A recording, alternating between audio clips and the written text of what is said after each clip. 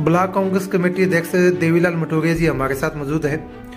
उनसे खास इंटरव्यू में कांग्रेस को लेकर चर्चा करेंगे कि भी पीलीभीत विधानसभा में कांग्रेस को इतनी बड़ी जीत कैसे मिली और कांग्रेस की आगे लोकसभा चुनाव को लेकर क्या रणनीति रहेगी। इन्हीं सवालों पर उनसे आज बातचीत की जाएगी।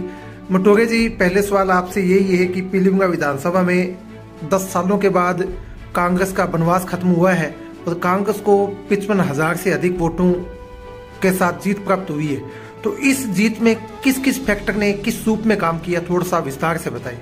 सबसे पहले तो सभी का बहुत बहुत आभार, धन्यवाद पीलीभीत की देवतुल्य जनता का, जिन्होंने जो 10 साल बाद इस सीट पर हमें जनादेश दिया है। असीजा जी, मैं आपको बताता हूं कि इस चुनाव के अंदर जहां तक मैंने देखा है काफी फैक्टर थे, एक फैक्टर नहीं था। एक तो जो हमारे प्रत्यक्ष थे 2 बार चुनाव हारने के बाद भी लगातार जनता के बीच में रहे, ऑफिस यहाँ खोले, कांग्रेस का राज था, लोगों के काम भी करवाए। दूसरी तरफ जो भाजपा के प्रत्यक्ष थे, सिटिंग एमएलए होने के कारण मेरा व्यक्तिगत मानना है कि उनका विरोध था।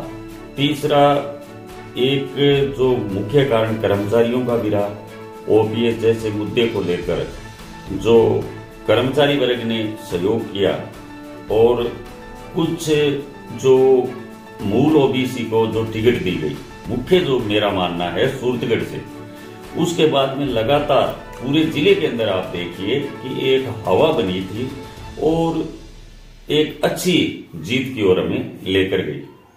अगर बात की जाए कांग्रेस की पीलीभीत में जीत की, लेकिन कहीं ना कहीं राज्य में भाजपा की सरकार आई है, तो विकास को लेकर कहीं ना कहीं पीलीभीत की जनता को परेशानी नहीं उठानी पड़ेगी।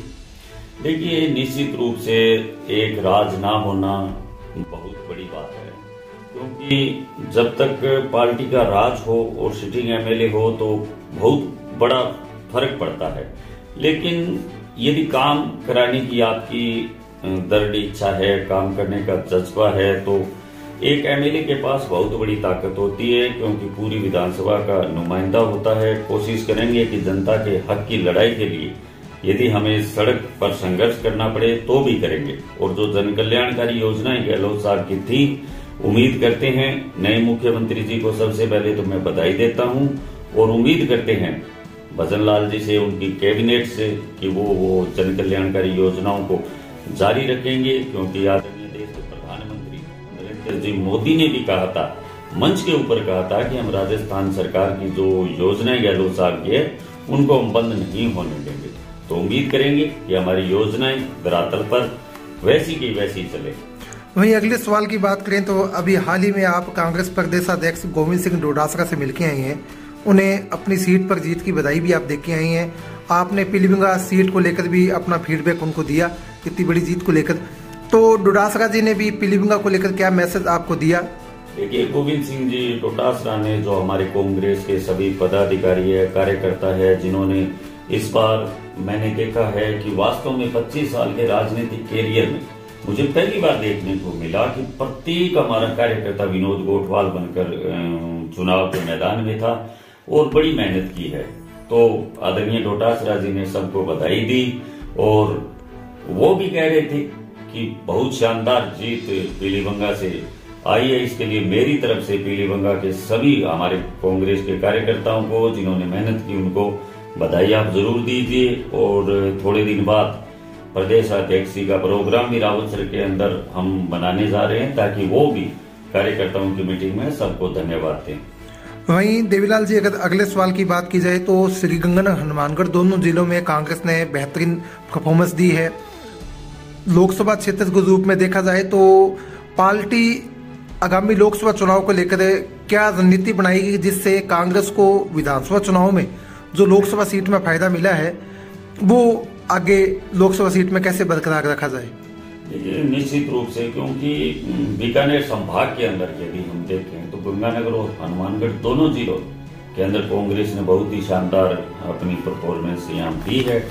तो लोकसभा चुनाव के अंदर भी संभावनाएं बनती है कि कांग्रेस यहाँ पर अच्छा करे, क्योंकि विधानसभा चुनाव के जस्ट बाद लोकसभा के चुनाव होने जा रहे हैं और हम सब मिलकर, जो भी पार्टी प्रत्याशी बनाकर यहाँ भेजेगी, हम सब मिलकर शानदार जो कोशिश हमारी विधानसभा के अंदर प्रयास रहे, उसी तरह हम लोकसभा के अंदर भी निश्चित रूप से ये सीट जिताने का प्रयास करेंगे, ये मैं आपके माध्यम से कहना चाहता हूँ। क्योंकि लोकसभा में भी क्या है कि आपको लगातार पराजय मिलती आई है, कहीं ना कहीं आपके लिए भी लोकसभा का चुनाव चुनौती रहेगा श्रीगंगानगर लोकसभा सीट को लेकर। बिल्कुल चुनौती है, क्योंकि पिछले 10 साल से हम देख रहे हैं कि राजस्थान में हम सभी सीटों पर हारे हैं, एक नहीं सभी सीटों पर।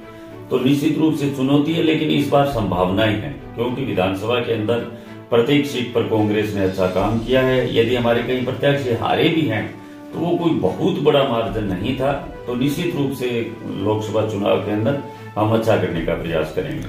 तो वहीं एक सवाल पूछना चाहेंगे कि कांग्रेस में गुटबाजी को लेकर भी आरोप लगते रहे हैं, चाहे प्रदेश की राजनीति हो, चाहे विधानसभा की राजनीति हो, चाहे लोकसभा की राजनीति हो, तो आप गुटबाजी को किस नजरिए से देखते हैं?